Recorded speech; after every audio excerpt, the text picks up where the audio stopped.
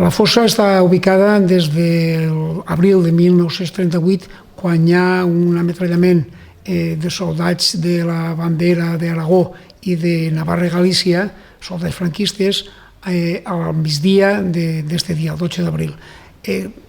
Tant Pep Quirol com jo hem estat regirant, investigant i averiguant de que va ser l'aviador franquista García Morato qui, no sabem exactament per què, no sabem, ametralla i fa una gran mortandat que entre directe i indirectament quasi 300 soldats moren.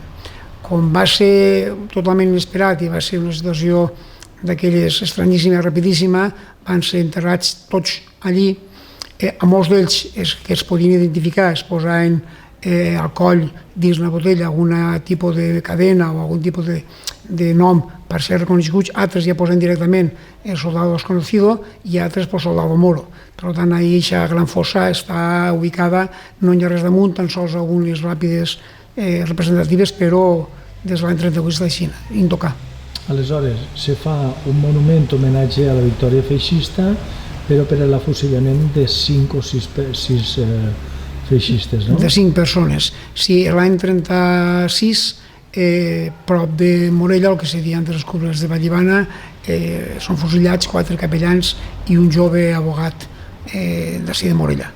Els deixen allí a la cuneta, els deixen allí en terra i després se recuperen al cap d'uns anys i se'ls vol fer un reconeixement i una vegada ja ha passat al front, ja ha vingut així l'any 38, ha passat, se'ls fa un monument i l'any 40 se'ls enterra allí en una creu i després posa una creu pels màrtirs i per caïdos por Dios i per Espanya. Hem vist també que en el que és la part de la fossa n'hi ha 3 hitos, no? Un d'un soldat republicà i un altre per defensor de la democràcia i un altre que té una espasa de Morella assenyalant, no? Sí, són casos que s'han trobat famílies que estan buscant els seus familiars desapareguts, en alguns casos d'aquells dramàtics, no? Perquè vull dir que la dona buscant el primer que vam trobar, el primer de tots d'aixòs 3 que es vaig comentant, de Sant Joan d'Enveja, de baix de les Terres de l'Ebre, no es trobava per una confusió senzillament del cognom, vam trobar, recordo l'emotivitat del fill quan vaig dir els 2 cognoms, com plorava per telèfon dient que sí que era ell, van pujar després, al cap d'un temps, en la família i li van fer un xicot d'homenatge posant una làpida. Ell era músic, està ahí el saxofon, i després l'altre també d'un republicà, i sobretot, i després el de l'espasa senzillament és perquè els bascs eriguren perquè era una tarda d'hivern, no hi havia res obert, volien una creu i vaig dir que no hi havia cap creu per comprar, i entonces van passar per un lloc i entre 2 espases van fer una creu ubicant ahir el lloc on ells van dir que està ahí sota la seva família. Aleshores, a la fossa comú estan aquesta gent republicana que va caure també així i també els del bando feixista també, no? Sí, exactament. La majoria són soldats del bando feixista, la majoria. I no ha hagut la necessitat d'obrir i exhumar les coses? Mai.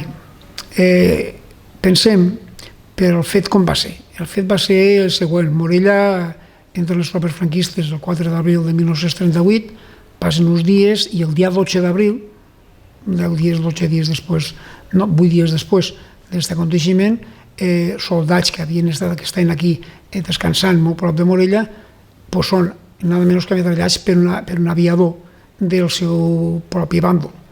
Què va passar? Era incomprensible explicar en aquell moment a la gent que els mateixos franquistes assassinen els mateixos franquistes. Se va vendre, i se diu així, per gent que inclús ho va viure de menudet, dient que els rojos, com diuen, havien matat a tots els soldats estos. Era increïble, era totalment creïble.